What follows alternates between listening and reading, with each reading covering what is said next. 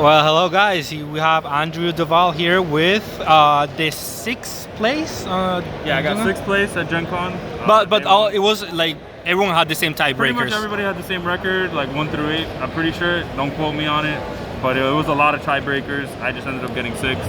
Yeah, It is what it is. I went 2-0 pretty much the entire day until the last 2 rounds where I got 2 draws, 1-0-1 or 1-1-1, I guess. So I don't know how the breakers are done. Maybe it was like opponent match win percentage, what it came down to, and maybe the people I played throughout the day weren't that great. I don't know. So I'd have to take a look at it. But we did bring the spice to the tournament. I played Zamasu because I didn't want to play like Soul Striker because although it's a good deck and I feel confident in like winning any type of mirror with it, I wanted to play something different and have like a different angle of attack and just make sure that my opponents were always off guard. In other words, like they don't know how to play against this leader because it's not prevalent. You know, they probably haven't play tested against it in a while, and they were going to make some mistakes, and a lot of people did. So I think this leader is very good, and especially in these slow metas because it generates a lot of value on itself. So it awakens when you have 4 or less life. Well, actually, first when you swing, you draw a card. Doesn't matter what you swing. Awakens at 4 or less life or 4 or more energy. Untap 1, draw 1. So pretty standard, generic. It has an alternate awaken, so you can never really be stalled out. You just charge the 4. And then you are auto on the backside. You also draw a card. And then this is where he gets strong. Once per turn, you can KO or discard one of your energy to either give the leader dual attack, which means you're swinging twice for 15 and drawing 2 cards, or bottom decking one of your opponent's cards, which I use a lot to get rid of a lot of these, how do I say, annoying threats that your opponent would stick onto the board. So I was using a lot of both effects to either to apply pressure, remove unisons with like a bean. I could take out most unisons pretty easily or get them off of their counterplays. Or I was able to, like I said, get rid of battle cards that were problematic. Very, very strong leader. Yeah, let's get into it. So, Hatch, I mean, we're playing blue, like, the Seeker is extremely busted today. I didn't play it too much, but the games that I had it definitely was a big deal against what my opponent was doing. So I definitely wouldn't change anything with the Hatch. I do think it's the best Seeker rare for the deck, and just, if you don't have it, get it.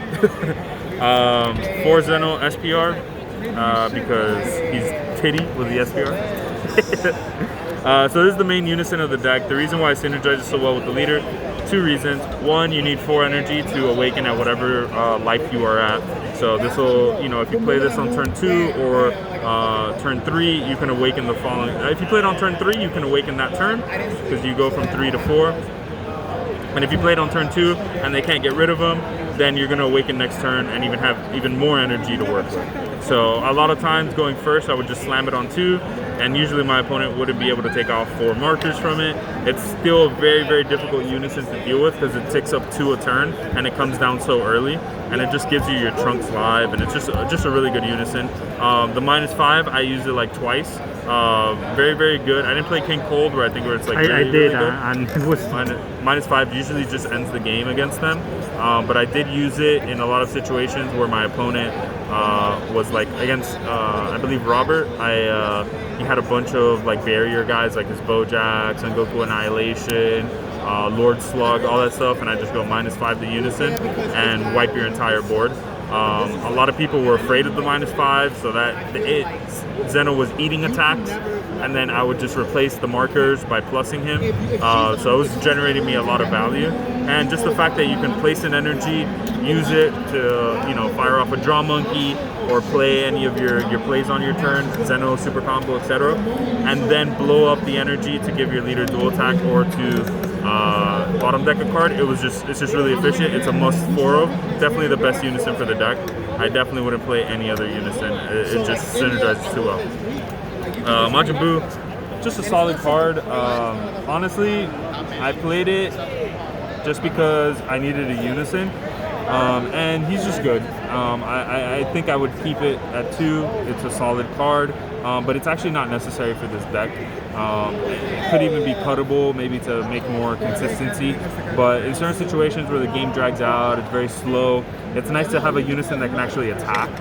because, like, for example, against Hachiak, although this one is really good, Zeno's really good at like the early game, getting you awakened, getting you value. Once you get to a certain point, not having a unison that can attack hurts you in that matchup because they're really just trying to mill you out. And Zeno doesn't help with that situation, and you don't mind blowing up your energy every turn if you need to do your effects, because you're just charging and blowing it up and using it. And this guy's just going to generate you more value because he's a 20k double strike pressure, so getting that attack, it is good to have a unison that can attack sometimes, and that's what I mean by that. In certain situations, it's very good to have a unison that deals the damage. 3 Trunks counterplay. I saw what I needed. I think 3 is more than enough. Like, this card, everybody plays around it, so you never get like max value out of it. Sometimes they slam stuff into it, but most of the time they don't. So it's just 3 is fine. 2 Secret Identity. Definitely the best Overwhelm that you can play.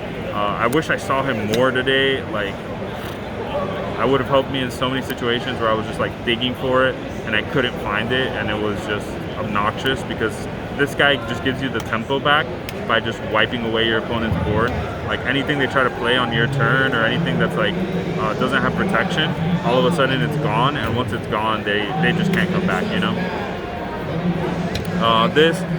Because we are playing the Bojack package, so this becomes a 5k combo duel that you can arrival in, or it becomes free energy.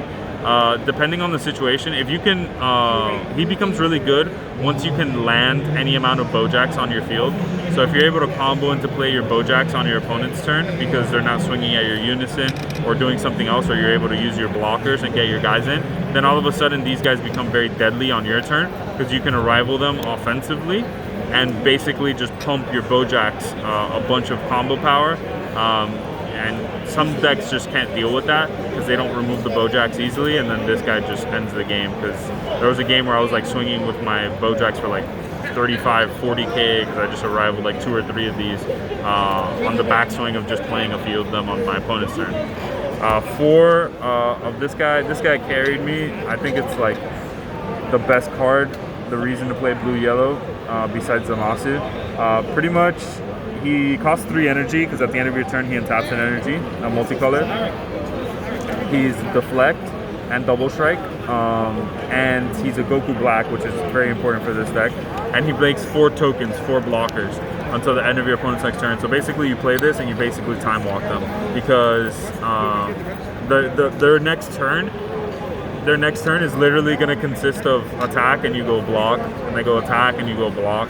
And the reason why this one's so strong, like usually like Secret Identity would house this card, but because you have Trunks counterplay, you can like back it up with Secret Identity, and then you just have, you time walk, you have 4 blockers. That's more than enough to get you through any turn. Extra hot checks in there. Yeah, it's just really, really hard. Like, I drop these like back to back to back. Like, sometimes I drop 3 of them in a row, and my opponent had just no chance of winning. If they don't generate enough attacks to actually force the tokens to block, then they just become 5k combo, and then you're just comboing for like 100k easily because he generates basically 20k combo power when he comes into play. So it's just a very strong card. Zamasu, the pinnacle of the format. That's all we have. That's the end all be all. If you're not playing this card, then you're playing some. Yeah, you're basically bad. Now, but pretty much. But basically, like, you gotta really have a good strategy against this card because if not, like, it's gonna beat you. Zeno super combo. 4 of. I wouldn't change it. It's really nice to use your energy like before you give your leader dual attack or anything. So you just play it for 1 and then combo it off immediately. If you want, you can leave it for defense and just use it as a regular super combo that costs you an energy, which is fine.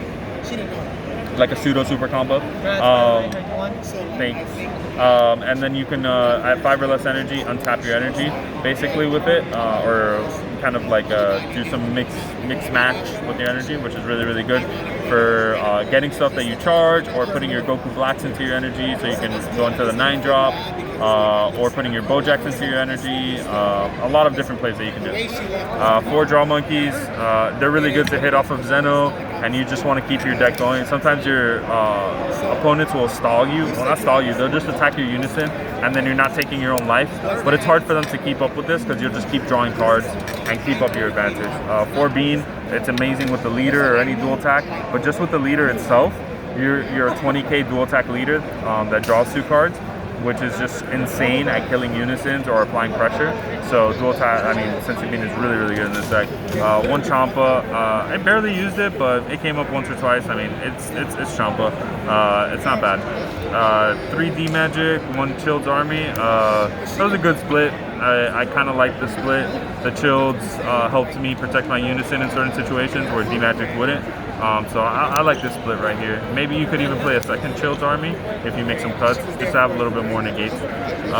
3 of the Bojack 8-drop, 4 of the 3-drop, and 3 Galactic Thrusters.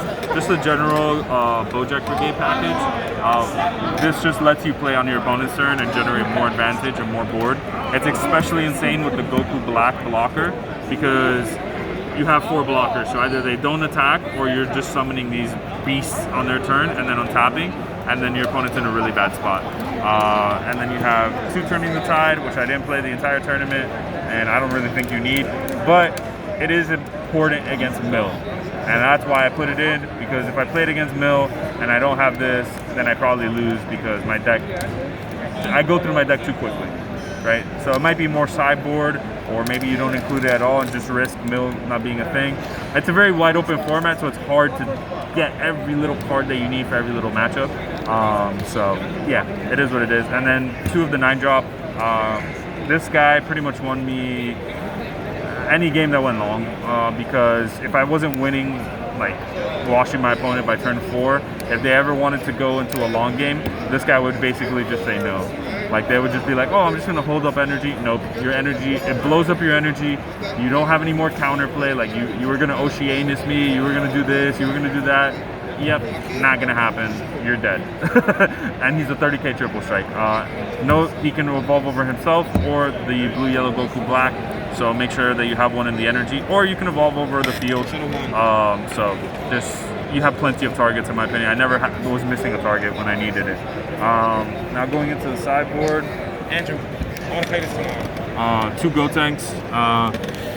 You need barrier removal because Lord Slug and Son Goku Annihilation from yellow, that's really all you need barrier removal for. It's still very good. I just decided to play this one because it doubles up. It was good against Hachiak. It's good against all these slower decks sometimes. Just having a 20k, you can just like play this guy for 5 and just go, I'm going to crack you for 20, 28, like over and over again until you die in the slow matchups. So I think this is a very good card. Maybe you need something more efficient against yellow to kill barrier, because having to wait until basically 5 energy because they can Zamasu this, it can be a little bit tricky. So, and then you're dealing with Lord Slug and Son Goku that whole time. So very good card, but that has its limitations. 3 Oceanus, I only brought it in against Gogeta Xeno. It was the only matchup it really did anything. I played it against the red deck as well, but that matchup wasn't that hard that I even needed this. It just helps stop your opponent's turn. It's a floodgate. It's the only one that you can play in blue-yellow. It's okay, not necessary. It has its moments. It's good against aggro. 2 Monkey. Unfortunately, the time that I sided them in, which was against Hatch, I ramped both of them off of Zeno, so I didn't have a way of like pushing a lethal swing in, and that's why I wasn't able to close out the game. But it's still a very, very solid card. I would definitely play it at 2 still, because there's a lot of situations where it's just gonna, no other card can do what this card does for blue. 3 Dende for the blue mirrors. I didn't play that many blue mirrors to, you know, be like this card was insane, because I only played I think 2, and it was good because between this and my Goku Black, like I was just always starving my opponent of energy. I was just like playing a very like you're not gonna have energy plan, and it worked out pretty well, so it's good for there. There was a lot of blue in the room. I didn't play that much of it. The ones that I did, I didn't even use the Dende. I think I used Dende once, and that was more than enough, so maybe you can side less. Sudabura did not play against Cell Surge, but it helps. This deck naturally has a good Cell Surge matchup.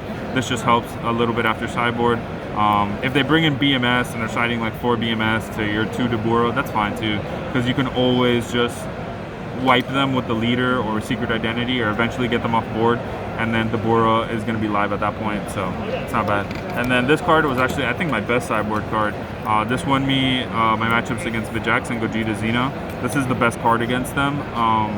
That type of 1-drop aggro. It's also good against like the Bardock's crew aggro. Just any aggro deck or anything trying to run like Piccolo Jr., anything like that, where they're trying to do like early aggressive plays. You can represent this turn 1, because you can charge like a Bojack turn 1 and then charge the blue-yellow untapped turn 2. And this just lets you pretty much deal with anything. They can't self-awaken through this card, and they just can't attack. So their aggro goes away, and that's a huge part of their success. So this card was very, very, very good when it came in. So yeah, that's the deck, guys. I think it's a very solid deck. I'm not gonna go so far as to say it's like the best blue deck, but I would say it's definitely competing with the other blue decks. And personally, it's my favorite style of playing it. It's very, it's very upfront, very in your face, making you defend, attacking constantly, and very much punishing you. One card that I missed in the sideboard was definitely Koitsukai, so that I could interact with my opponent's negates or floodgates, or just general them playing stuff on my turn. I wish my turns were a little bit safer, and I definitely have the energy to be using Koitsukai, and I think it would have helped a lot. Even just filtering my hand would have been fine, just finding the important pieces. So I would definitely find room for Koitsukai, at least a 2 of for critical turns where I just really want to push, and I don't want to be afraid of what my opponent is trying to do on the crackback, like on my turn. So I think that card is probably warranted. But besides that, the deck performed really, really well. I have no complaints about it. And yeah, thank you guys for watching. Hope you liked the video. We'll see you guys next time.